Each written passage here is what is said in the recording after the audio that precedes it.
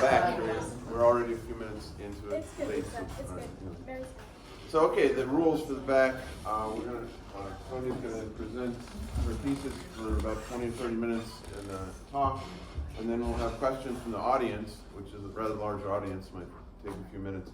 And then after the questions are done, we'll have a break for about 5 minutes, and the audience can leave or stay if they want to hear the rest of the questioning. There'll be more detailed questions on the thesis and specific back questions for physics that we'll do after the talk.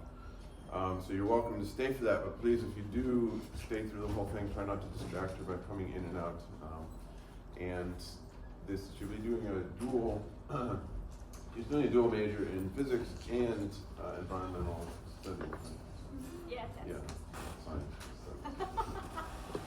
All right, so without further ado, and at the end, we'll ask everyone to leave and deliberate, so we'll do that at the end. So without further ado, let me introduce Tony. Hi everyone, I'm so happy to see all your familiar smiley faces here. Let's begin. So firstly, I like to open up with, I've got gadgets and gizmos aplenty. I like these. So here we go. The United States, and the world for that matter, is facing a challenge with keeping up with our energy demands. And our dependence on fossil fuels is simply not a sustainable solution for the future. So the question that arises is, what would it take? Or is it even possible to run our country entirely on renewables, or in this case, solar? Well, the math checks out, and according to the National Renewable Energy Lab, this little box here is a consolidated visualization of all the land we would need. It would just take slightly over 21,000 square miles of solar panels to meet the total electricity demand. And we have over 3.7 million square miles of available land, so it all comes down to about 0.5% of all this land to power the entire country. You know, the most realistic approach would be to have this area dispersed and spread throughout the country rather than dedicating it all in one consolidated space. So, traditional residential solar installations have been limited to either ground-mounted or rooftop options, both of which have significant limitations and make solar adoption difficult. This includes the need for large areas of land, expensive custom-engineered paperwork, complex permitting processes, hurricanes, high system costs, restrictions from regulations, setbacks, their renters, shaded roofs. So if only there were an alternative, affordable, flexible, and adaptable solution that could bypass these issues. Oh, wow! Behold! An alternative, affordable, and adaptable solution that intends to bypass these issues. It's called Mobile Electricity Generating Appliance, or MEGA, is a new deployment option for interconnected grid-tied solar systems, turning sunny driveways and parking lots into power production zones. Gizmo Power is the name of my family business, established in 2021, which is actually an acronym for Garage Interior Storable Modular Photovoltaic on Wheels with Integrated EV Charger Rack and Mail. So we assumed nobody would be able to remember that, so the invention itself is simply called the MEGA.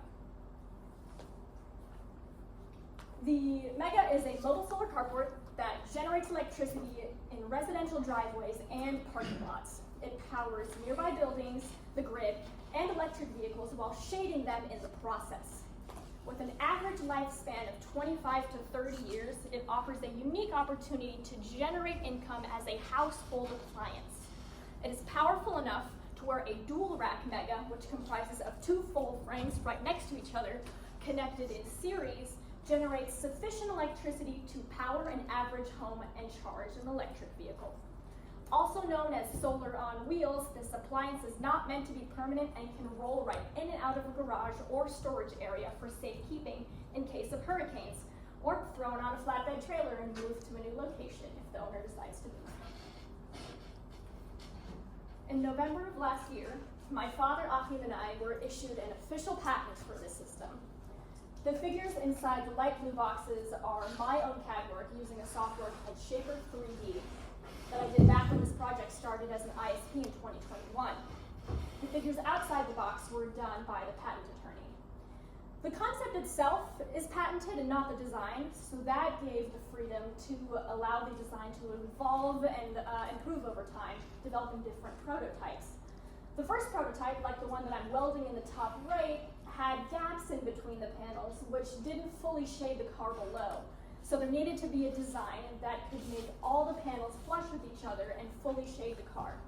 And in addition, when it comes to scaling and manufacturing in larger quantities, it's better to not require welding for any components and instead include connection pieces. So these are my CAD blueprints that show the connection pieces for the newer prototype, which were used as the basis for the system's engineered drawings. Using labels like CP for a connection piece, TP triangular piece, FP filler piece, and the patented high-load detachable caster wheels, I created an applied version of Lego instructions and the piece identification. So the Mega's dimensions were built with enough space to park a Mega in a garage, in a parking lot, and to be able to be collapsed. So when collapsed out, the wings come out 17 feet long and about 14 feet wide. And when collapsed, it's 14 feet wide, and 18 feet long. So the system has variable heights from about 7 feet tall to about 10 feet tall to account for the diverse spaces of heights of garages and or people wanting to park their trucks under it.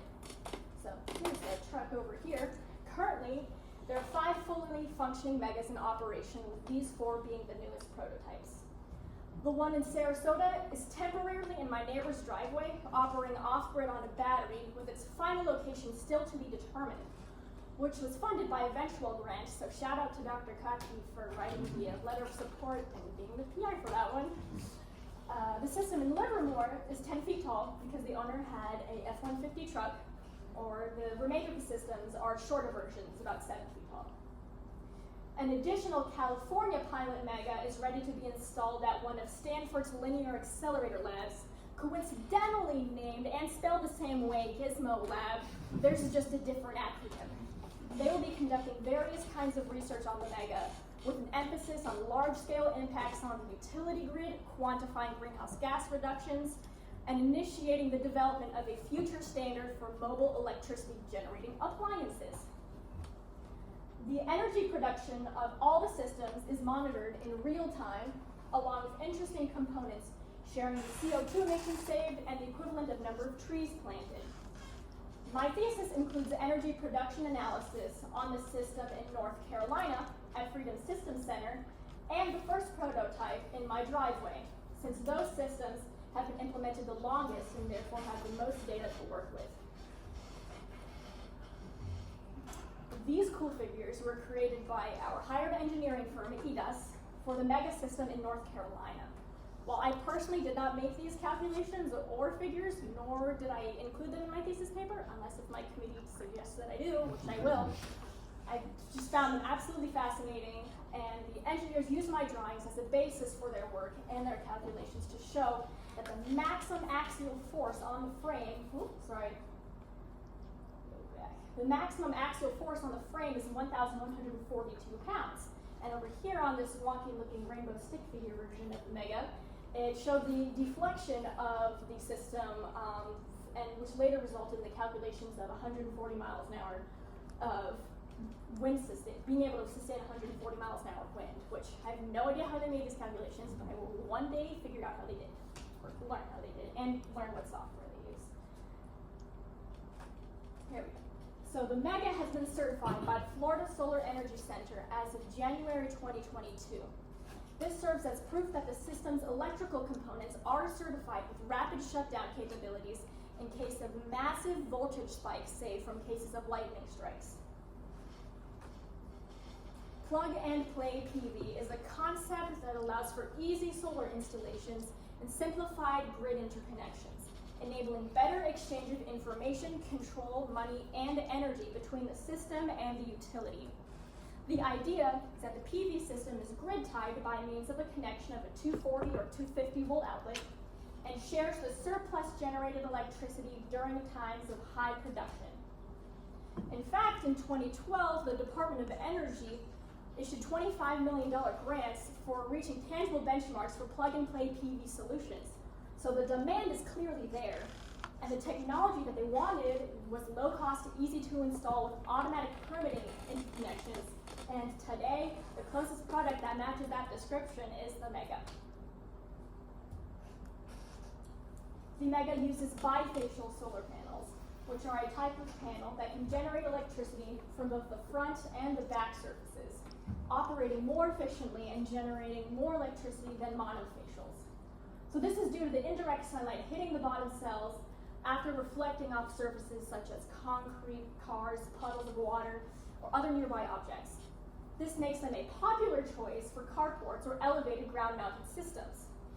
And the overall price difference comparing a rooftop and the Mega ends up showing that after 30% of federal tax credits, the cost of a Mega decreases down to less than 2/3 of the cost of rooftop solar.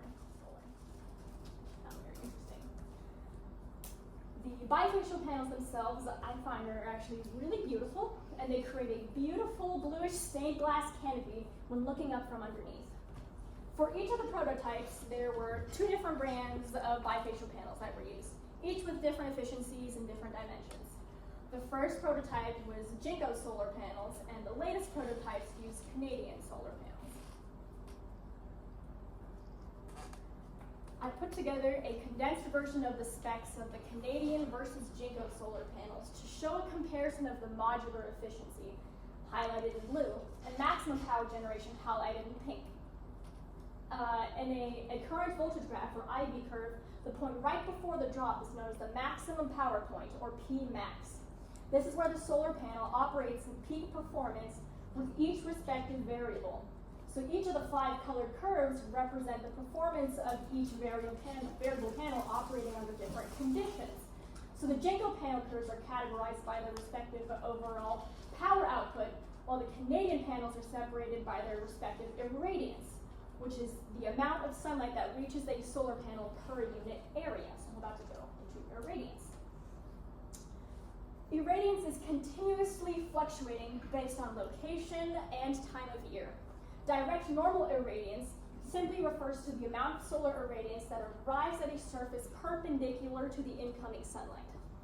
From this time lapse, we can see that the irradiance levels are at their highest during the summer months. Mathematically describing the direct normal irradiance from the previous slide, this equation is derived from the geometry of the sun's rays as they pass through the Earth's atmosphere, with the zenith angle in red representing the angle between the sun's rays, direct normal irradiance, dashed line, and the vertical plane, which is the beam's irradiance, in the dashed green line. The beam irradiance will remain perpendicular to the surface of the solar panel, while the direct normal irradiance beam's position will continuously change as the Earth spins on its axis and revolves around the sun, and as the zenith angle changes. So the panel is most efficient when the zenith angle is 0, meaning when the direct is right overhead. So this maximizes the amount of energy absorbed by the panel. And another thing to consider is that the irradiance can change based on altitude. So here, the amount of atmosphere through which the sun's rays pass before reaching the Earth's surface varies with altitude, affecting the amount of irradiance that reaches a particular location. Where you can see here in yellow, irradiance levels at the top of the atmosphere are higher than those at sea level, meaning that the energy production of panels also increases with altitude. Our good old friend Albert Einstein has a portrait of him in the hallway if you want to go say hi, proposed that light is not just a wave, but rather a small packets of waves called photons, each containing different various wavelengths of sunlight. Each photon wavelength has different irradiance levels, which is proportional to the intensity. PV cells typically absorb photons in the range of 300 to 1,200 nanometers, which includes the visible light section, which is the rainbowy light. Oh. Oh, what happened? Give me a second. Here we go to ultraviolet regions. Hold on. There we go. Sorry. These equations show that energy is directly proportional to frequency and inversely proportional to wavelength.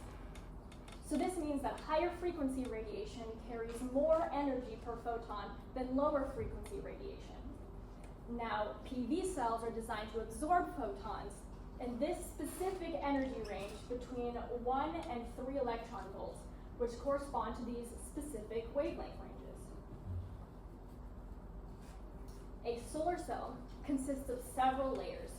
The combined red, yellow, and green regions represent what's called a p-n junction, which is made up of semiconducting materials. The n-type material that I drew in red is designed to create an excess of electrons, and the p-type region drawn in green was created to have an absence of electrons, also known as holes. The yellow depletion region lies between the n and p-type regions and contains fewer free electrons and holes. This is where the energy band gap is formed, which I'll get to in a minute. The photoelectric effect is the primary mechanism by which PV solar cells generate electricity. When a photon from sunlight with the right amount of energy is absorbed by an electron in the solar cell, they then create an electron-hole pair in the depletion region. So this then separates the charges, bumping the electron to the p-type region, creating an electric potential and generating current. The conductive base allows the current to then be extracted from the cell. Recombination occurs when the energy of the absorbed photon is not high enough to overcome the band gap of the semiconductor material. For the electron and hole then recombine in the p region and don't create an electric potential. A diagram of a bifacial solar panel cell would include a second solar cell inverted right under the top one.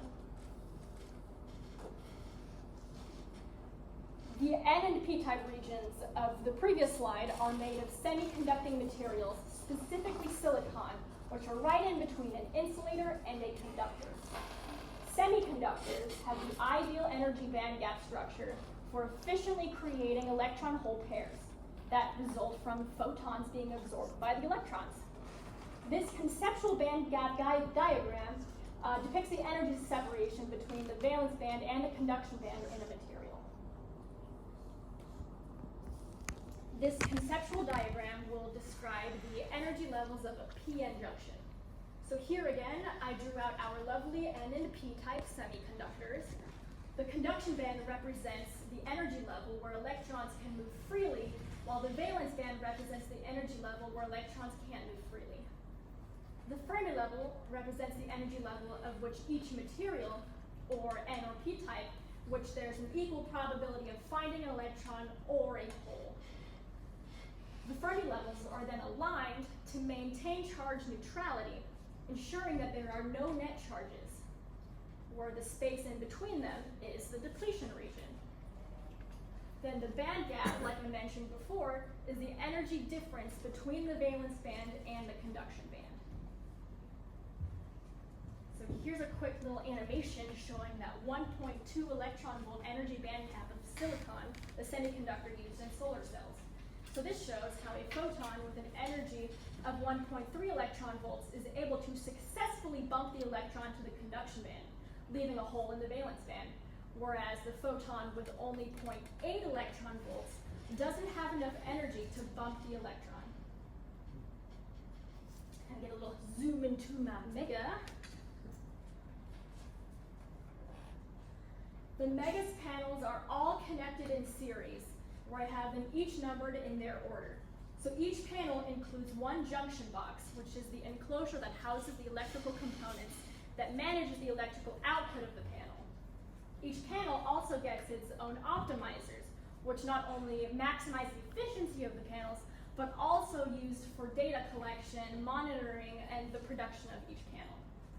When connecting the electrical components of the mega, these optimizers are then connected in parallel to the junction boxes of the panels, and in series with each other. Up here you can see me creating the electrical connection pieces and then connecting the panels with their respective optimizers with my bag.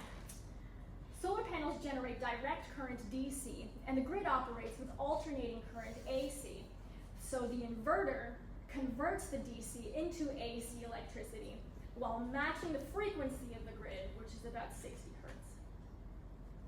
The system needs to be connected to the 240 or 250 volt outlet instead of the traditional 120 or 120 outlet, because this allows for higher power outputs, which is necessary for efficient grid-tied operation.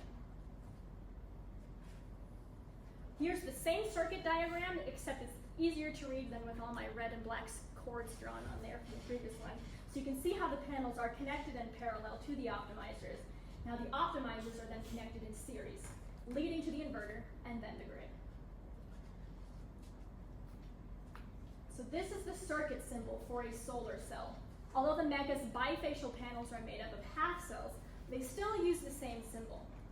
Every single square on the bifacial panel represents one half cell. 156 half cells to be exact, with 78 half cells on either side.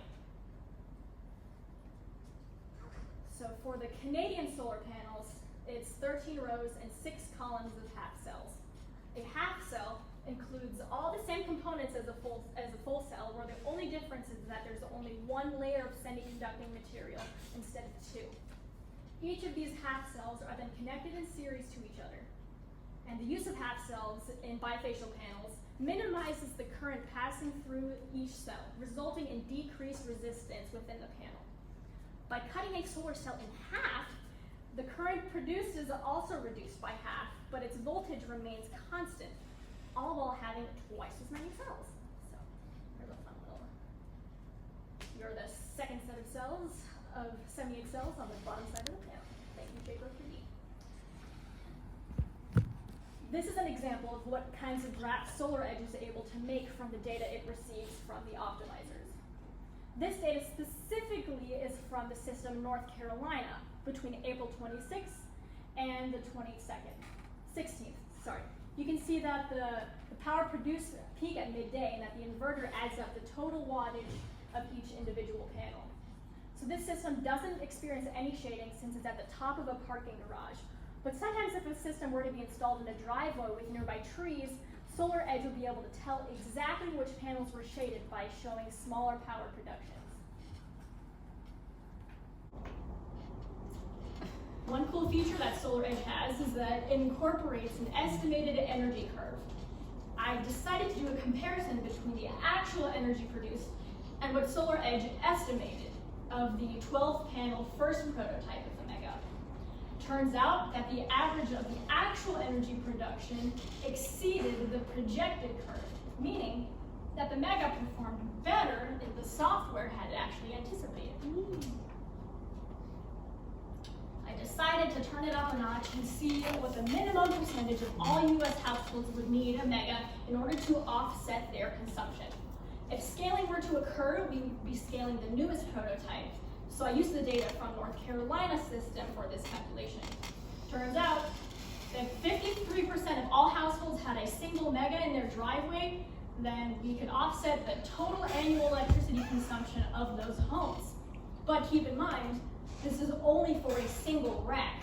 Larger homes will end up having dual racks, which are the 2 Megas right next to each other, which would then double the production of the household's Mega system, and then decrease the minimum percentage of homes needed to power themselves. So here's just to wrap it up. It's technically a cross-college alliance thesis, so Ringling College of Art and Design students, shout out to Devin back there, did their thesis project on Gizmo Power, animating it and turning it into a VR experience. So shout out to Devin, Ryan, and Eric. And here's some poses of some work we've done with green screen, and this is just a little trailer. I don't know why the sound's not working, but I can share it with you guys later. Devin, is it open? Can we use it? Can we try it sometime? Really? Yeah, go for it.